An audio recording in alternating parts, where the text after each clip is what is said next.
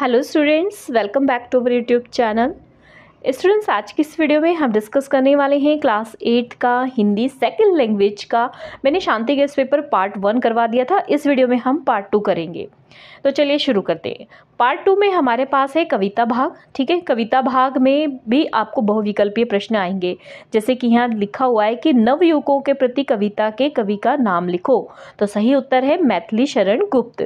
उसके बाद है नवयुवकों के प्रति कविता किन्हें संबोधित की गई है। तो वो किसको की गई है? नवयुवकों को। माँ कविता के अनुसार माँ का हथियार क्या है? तो सही उत्तर है साहस। हिम्मत करने वाले की हार नहीं होती कविता के अनुसार गीता खीर सिंधु में डुबकियां क्यों लगाते हैं?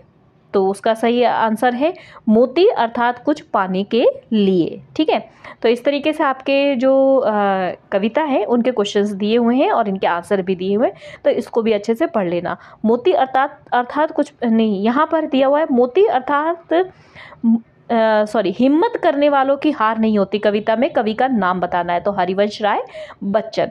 नेक्स्ट है राखी की चुनौती कविता में घटा कहाँ पर फूली नहीं समाती है? तो किस में नहीं समाती है? गगन में। नवयुवकों के प्रति कविता में कवि किन्हें संभालने के लिए कह रहे हैं? तो इसका सही उत्तर है नवयुवकों को संभालने के लिए। नवयुवकों के प्रति कविता में नवयुवकों के सामने कौन से दो पथ हैं? तो सही उत्तर है इसका नवयुवकों के लिए एक तो यहाँ पे असंयम और संयम दोनों ही है। ठीक है, उसके बाद माँ कविता में कवि का नाम लिखो। तो सही उत्तर है यहाँ पे मीनाक्षी वर्मा। ठीक है, डॉक्टर मीनाक्षी वर्मा। रब्बा मी दे पानी दे कविता का कवि का नाम क्या है? विनोद शर्मा। ठीक है, तो यहाँ पर ये सारे क्वेश्चंस दिए हुए हैं छोटे छोटे, तो इसको अच्छे से रिवीजन कर लेना। आई होप आपकी एग्जाम में आपकी हेल्प करेंगे। जल्दी मैं जो बोर्ड का सैम्पल पेपर है उसका भी सॉल्यूशन आपको प्रोवाइड करूँगी, जब तक आप इसको जो है रिवाइज कर लो। ठीक है, तो मैं वीडियो को स्क्रॉल कर रही हूँ। वीडियो ज़्यादा लंबी ना हो, थोड़ा जल्दी कर देती हूँ। ठीक है, बहुत बड़ी वीडियो हो जाती है फिर अपलोडिंग में दिक्कत होती है। ठीक है, तो यहाँ पे मैं धीरे धीरे कोशिश कर रही हूँ स्क्रॉल करने का। आपको लगा मैंने जल्दी स्क्रॉल किया तो वीडियो पॉज करके चेकआउट कर लेना। ठीक है, तो ये सारे अपने कविता भाग का हो गया। ठीक है, यहाँ से यहाँ तक सारा ये कविता भाग के क्वेश्चन है, तो इसको अच्छे से रिवाइज कर लेना। उसके बाद अगला प्रश्न आएगा कठिन शब्द पर आधारित बहुविकल्पीय प्रश्न है। ठीक है, जैसे यहाँ पे शिलान्यास दिया हुआ है, इसका सही अर्थ बताना है। तो इसका सही अर्थ है आप नींव पत्थर रखना। ठीक है, तो ऐसे यहाँ पर एक कठिन शब्द वाले भी बहुविकल्प में आएंगे, तो ये भी पढ़ लो कि आई होप इसमें से आपके क्वेश्चंस में आ जाए। उसके बाद मतलब ये आपको शब्दार्थ दिए एक तरीके से, मतलब यही आपके एमसीक्यू बना के आ सकते हैं, तो ये अच्छे से प्रैक्टिस कर लेना। जैसे प्रतिमा, मूर्ति, एकमात्र, अकेला।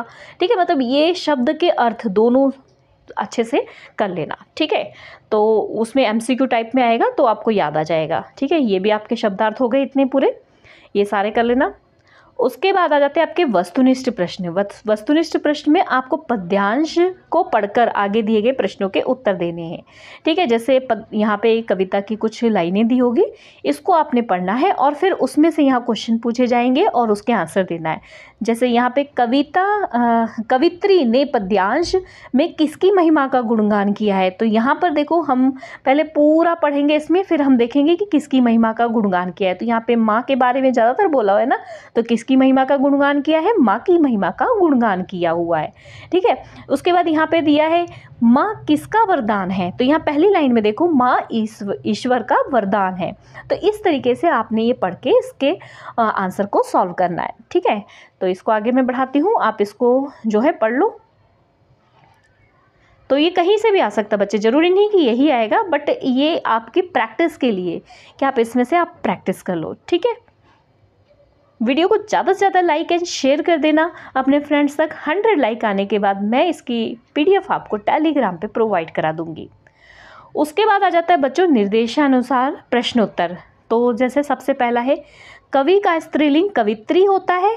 सही है या फिर गलत है, ये आपको अगर आता होगा तो आप बताओगे, है ना। कवि का कवित्री ही होता है, अभी हमने ऊपर पढ़ा ना, कवित्री ने क्या, ये कवित्री ने, है ना, तो वो क्या हो गया, सही। इस तरीके से नाग का स्त्रीलिंग नागिन, तो ये भी क्या है, सही। नौकर का स्त्रीलिंग नौकरानी, तो ये भी क्या है, सही।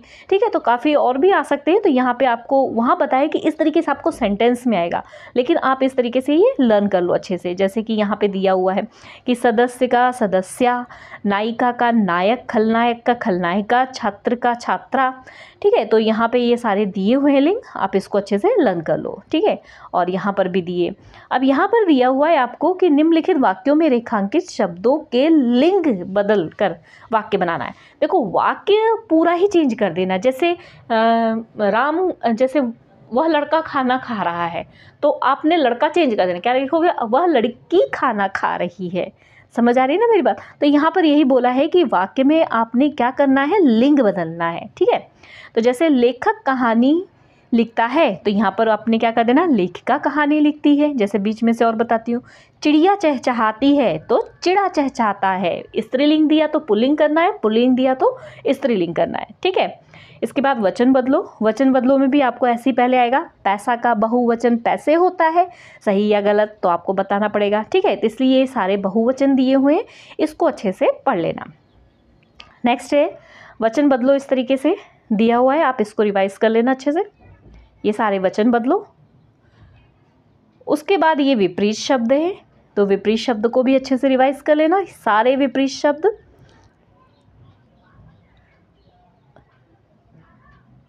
उसके बाद ये भाववाचक संज्ञा। ठीक है, तो भाववाचक संज्ञा भी आपको इसी तरीके से आएगा लाइन में कि ये इसका भाववाचक है, सही या गलत। ठीक है, तो वो आपको बताना पड़ेगा। तो सारे भाववाचक संज्ञा अच्छे से पढ़ लेना। उसके बाद विशेषण, ऐसे ही सेंटेंस में आएगा कि ये इसका विशेषण है, सही या गलत, तो आपको सही या गलत बताना पड़ेगा। ठीक है, तो ये सारे अच्छे से पढ़ लेना। अनेक शब्दों के लिए एक शब्द में भी आपको यहाँ पर ऑप्शन में उसके आंसर्स आएंगे, तो यहाँ पे आपको देखना पड़ेगा। जैसे जल में रहने वाले को क्या बोलते हैं, जलचर। ठीक है, तो यहाँ पे जो जलचर आंसर है उसको सही आपने मिलान कर देना है। ठीक है, कैसे ऐसे मिला देना है। ठीक है, यहाँ पे नभचर लिखा है, जलचर ये बीच में लिखा हुआ है। ठीक है, यहाँ जलधर लिखा हुआ है, तो जलधर और जलचर दोनों ही होता है। आई थिंक जलचर ही लिखा हुआ है, थोड़ा मिस प्रिंटिंग सी दिख रही है ना। तो ये सारे आप अच्छे से पढ़ लेना कि होप एग्ज़ाम में आपके यहाँ से आ जाए। ठीक है, उसके बाद आपके यहाँ पर आ जाएगा, जैसे कि पढ़ता हूँ, हम पढ़ता हूँ तो नहीं आएगा, मैं पढ़ता हूँ। तो ये आपने अपने हिसाब से देखना है कि यहाँ पे सेंटेंस में क्या आएगा, उस हिसाब से आपने फिल करना है। ठीक है, तो ये सारे आप पढ़ लेना अच्छे से इसको रिवाइज़ कर लेना। मैं सभी को एक एक पढ़ के बताऊंगी तो बहुत लंबी वीडियो हो जाएगी, इसलिए मैं इसको आगे बढ़ा रही हूँ। आपको लगा मैं जल्दी आगे बढ़ा देता, तो वीडियो पॉज करके इसको पढ़ लेना। ठीक है, इस तरीके से अब लेसन के आपके अंदर से आएंगे, जो आपने लेसन्स पढ़े होंगे। विस्मय बोधक शब्द आएंगे यहाँ पर, जैसे आह, अरे, ओ, है ना, इस तरीके से जो आते हैं विस्मय बोधक शब्द, वाह। ठीक है, इस तरीके के शब्द, जैसे हाय, अच्छा, है ना, अरे, तो ये भी अच्छे से पढ़ लेना आप। नेक्स्ट पाठ्य पुस्तक के यहाँ पे प्रश्न उत्तर दिए हुए हैं कुछ, बाकी आपको तो अपनी नोटबुक पे आपने किए होंगे, तो एक बार यहाँ से भी आप क्वेश्चन देख के रिवाइज कर लेना है कि कौन कौन से क्वेश्चंस इंपॉर्टेंट है, तो इसको भी अच्छे से रिवाइज कर लेना। और हमारे टेलीग्राम और व्हाट्सएप का लिंक डिस्क्रिप्शन में दिया है, उसको भी ज़रूर ज्वाइन करना है। कई बार मैं वीडियोस नहीं बना पाती हूँ, तो मैं वहाँ पे आपको अपडेट्स दे देती हूँ। ठीक है, और इसकी PDF भी आपको वहीं पर मिलेगी आफ्टर 100 लाइक। तो 100 लाइक कंप्लीट करने के लिए ज़्यादा से ज़्यादा शेयर कर दो फटाफट अपने फ्रेंड्स के पास तक।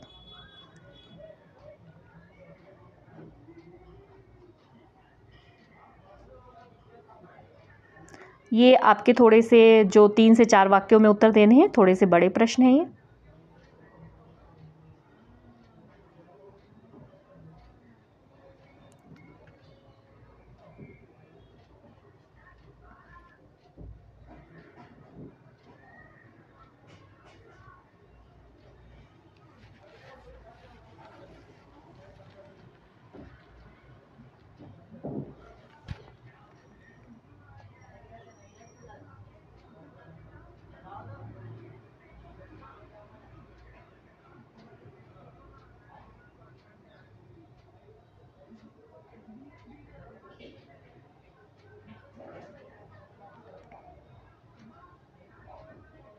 यहाँ पर मुहावरे का अर्थ लिख करके इसका वाक्यों में प्रयोग करना है आपने।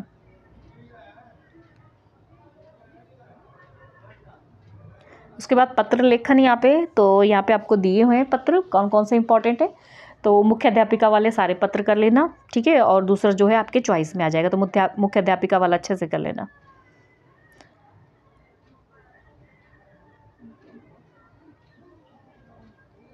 उसके बाद यहाँ पे आपके निबंध दिया हुआ है, जैसे कि पहला है मेरा पंजाब, इसको कर लेना।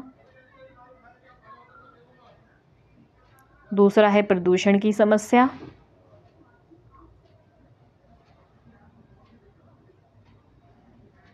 तीसरा है प्रातःकाल की सैर।